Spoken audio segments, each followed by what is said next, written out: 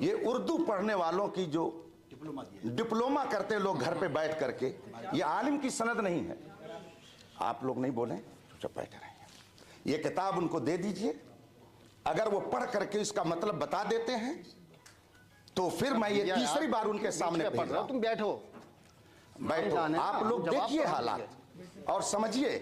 اب میں اگر ہم چونکہ اہل سنت و جماعت سے ہیں، ہم اپنے اکابر کو قابل اعتبار مانتے ہیں، ان پر ہمارا اعتماد اور بھروسہ ہے. اور یاد رکھیے، یہ کوئی ایسے عالم نہیں ہے کہ جن کو آپ بریلوی کہہ کر کے نظر انداز کر دیں.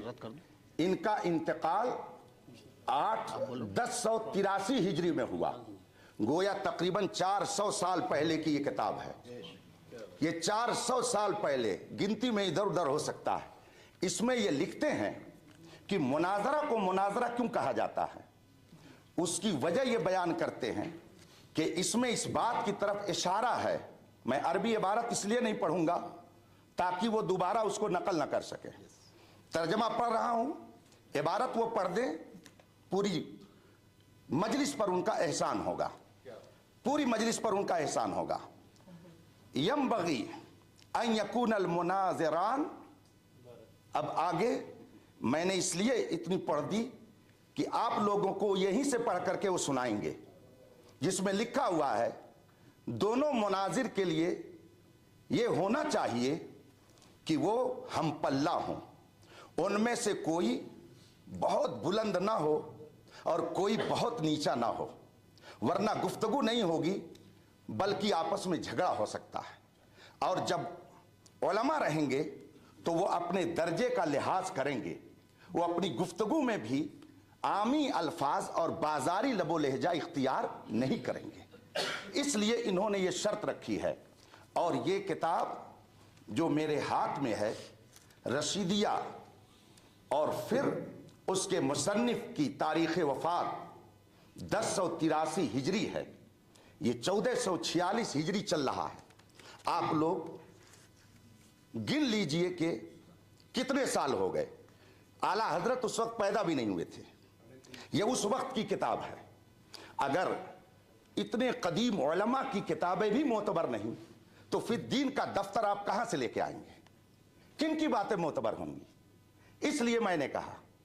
اور انہوں نے اپنی طرف سے نہیں لکھا، یہ بہت بڑے عالم تھے اس زمانے کے، تو انہوں نے جو کچھ لکھا کتاب و سنت کی روشنی میں لکھا ہے. قرآن سے میں نے آیت کریمہ پیش کی کہ جاہل سے بحث کرنا یہ علماء کا کام نہیں ہے. اس کا مطلب ہے کہ بحث و مباحثہ کرنے کے لیے اگر آپ عالم ہیں تو سامنے والا بھی عالم ہونا چاہیے. اور عالم کے بارے میں ہم کیسے جانیں گے؟ اس کے جاننے کا ایک طریقہ اس کی سند ہے. جیسے ابھی ہم نے آپ کے بارے میں جانا کہ آپ نے صرف اردو میں ڈپلوما کیا، تو یہ ہم نے کیسے جانا؟ کیسے اس کو جانا؟ آپ نے اگر یہ نہ دکھایا ہوتا تو ہم نہیں جانتے. اس کا مطلب یہ ہے کہ جو دوسری جماعت کے عربی مدارس میں پڑھنے والے طلباء سند حاصل کرتے ہیں، آپ نے وہ سند حاصل کی. میں الحمدللہ تقریباً 2.5 درجن کتابوں کا رائٹر ہوں. ہزاروں شاگرد میرے پڑھائے ہوئے شیخ الحدیث، مفتی اور مبلغ اور دنیا بھر میں وہ دین کی تبلیغ میں لگے ہوئے ہیں. میں اپنا وقت ایسے لوگوں پر ضائع تھوڑی کروں گا. میں ابھی ان حضرات کی دعوت پر اس لیے آیا کہ کچھ حضرات یہ کہتے ہیں کہ سنی علماء کے پاس کوئی مناظرہ کرنے والا نہیں ہے، ورنہ میں پرسوں سے بیدار ہوں. اور ابھی سفر کر کے مجھے ایک بڑے دارالعلوم میں جانا ہے، الجامعۃ الاسلامیہ روناہی میں رات میں خطاب کرنا ہے یو پی کے اندر. تو میں آپ کا بھی وقت قیمتی سمجھتا ہوں، اپنا بھی.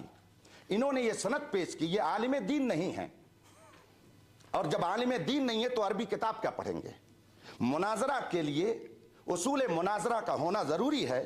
یہ ہم نے نہیں طے کیا ہے، یہ خود آپ نے ہم کو لکھ کر کے دیا ہے. تو جو 8 شرطیں آپ کی ہیں، آپ ان شرطوں کے بارے میں بتائیے. ان میں سے کسی ایک شرط کے بارے میں بتائیے کہ یہ قرآن میں ہے یا حدیث میں ہے. اگر نہیں ہے تو آپ نے یہ 8 شرطیں لکھ کر کے ہمارے پاس بھیج کر کے گویا قرآن کی بھی مخالفت کی اور حدیث کی بھی مخالفت کی، اور پھر آپ نے یہ سند پیش کی۔ آپ نے مجھ سے کہا جب حضور کے زمانے میں سند نہیں تھی تو مانگتے کیوں ہیں؟ تو آپ نے ایک یونیورسٹی سے جا کے کیوں مانگا؟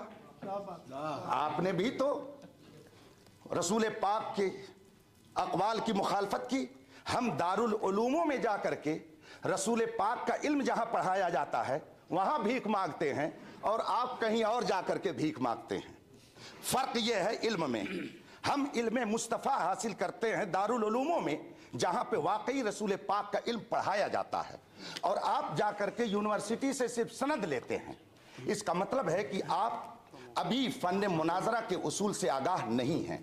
اگر ہیں تو ان 8 شرطوں کے بارے میں بتائیے، یہ قرآن اور حدیث میں شرطیں کہاں مذکور ہیں جس کو آپ نے ہمارے پاس ارسال فرمایا ہے؟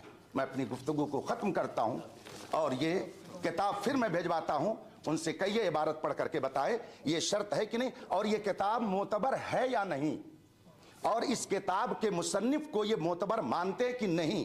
اگر مانتے ہیں تو اس کے بارے میں بتائیں، اور نہیں مانتے ہیں تو کیوں، اس کی بھی وجہ بتا دیں۔ کتاب حاضر کیجئے شفیق صاحب، پھر لے جائیے آپ۔ مجھے سند لائیے، کتاب نہیں۔ آپ کتاب کیوں بار بار ہماری مرضی کے بغیر نہیں لا سکتے؟ سند بھی لے جائیے، سند بھی لے جائیے۔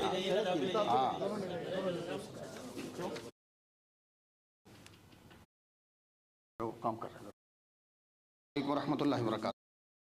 تو کچھ اس میں بھیک مانگنا، آپ سے ایک ہی کی لکھی ہوئی کتاب، اصل جو ہے قرآن اور حدیث پر چلتے ہیں تو اس کتاب کو ایک طرف رکھ دیجئے گا۔ کلیئر بات ہے، قرآن اور حدیث، قرآن اللہ کی کتاب ہے اور حدیث رسول اللہ کی کتاب ہے۔ ہم ایسی کتابوں کو ان کے بعد مانتے ہیں۔ اگر قرآن کریم میں لفظ مناظرہ کہیں ہے تو آپ دکھائیں، حدیث میں ہے تو کہیں دکھائیں۔ جب قرآن میں نہیں، حدیث میں، تو اس میں کہاں سے آ گیا؟ اور رہی بات دوسری بات کہ جس طرح سے میں نے سندیں دکھائیں 2، تو مفتی صاحب کو اپنی سند دکھانی چاہیے تھی کہ میری یہ سند ہے، تو جواب تو یہ تھا میری سند دیکھیں، لیکن مفتی صاحب نے اپنی نہیں دکھائی۔